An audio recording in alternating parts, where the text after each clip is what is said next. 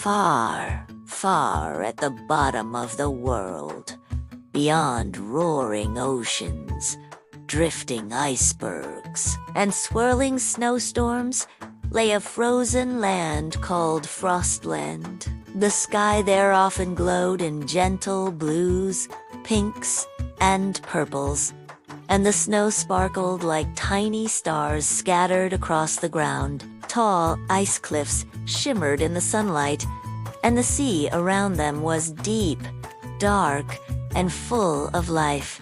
Thousands of penguins lived in Frostland. They waddled across the snow, slid down icy hills, dove into freezing water, and laughed together.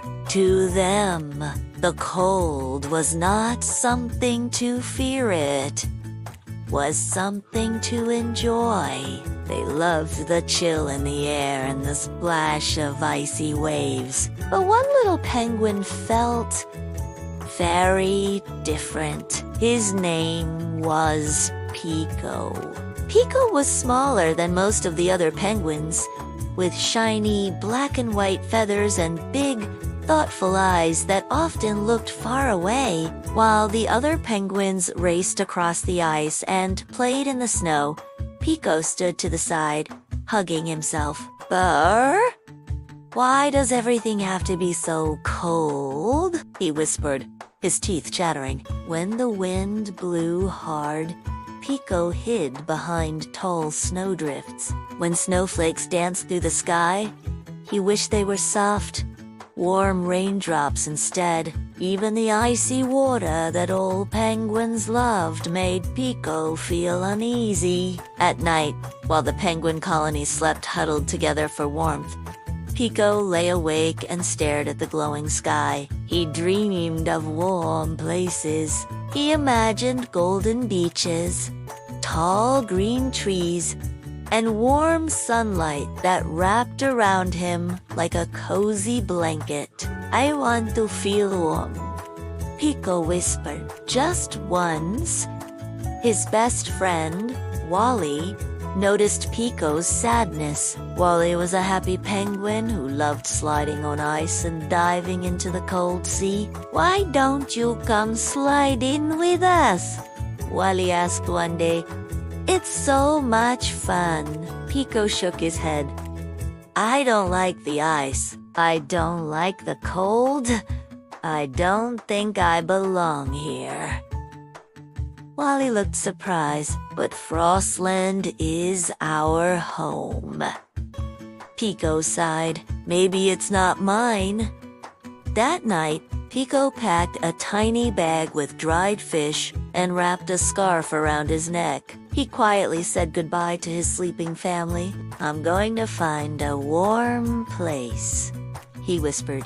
With a brave heart and hopeful eyes, Pico waddled away from Frostland.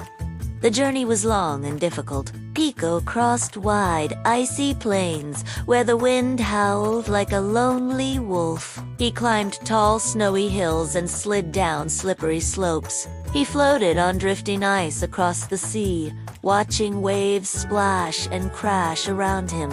Some nights were so cold that Pico curled into a tiny ball just to stay warm. Other days were so tiring that he had to stop and rest, but he kept going, dreaming of sunshine. Slowly, the air began to change. The wind became gentle. The sky grew brighter. Pico no longer shivered as much. At last, he reached a beautiful sunny island. The sand was warm beneath his feet. Bright flowers bloomed everywhere, and colorful birds sang sweet songs. Oh, Pico sighed happily. This is what warm feels like.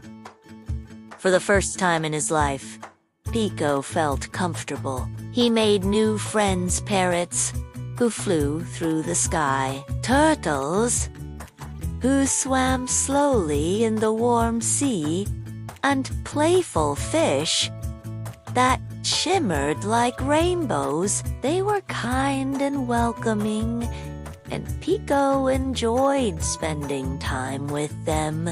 But something still felt missing. He could not fly like the parrot. He swam differently from the fish. The warm water felt strange on his feathers, and at night, when Pico sat on the beach watching the glowing sunset, his heart felt lonely. "I miss my family," Pico whispered. "I miss Wally. I even miss the snow."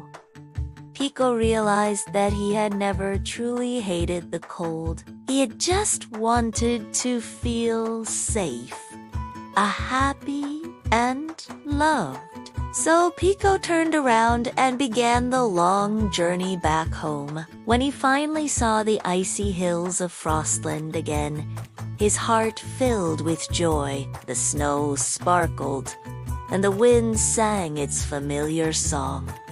His family and friends ran to greet him. "Pico!" they cried. Pico smiled.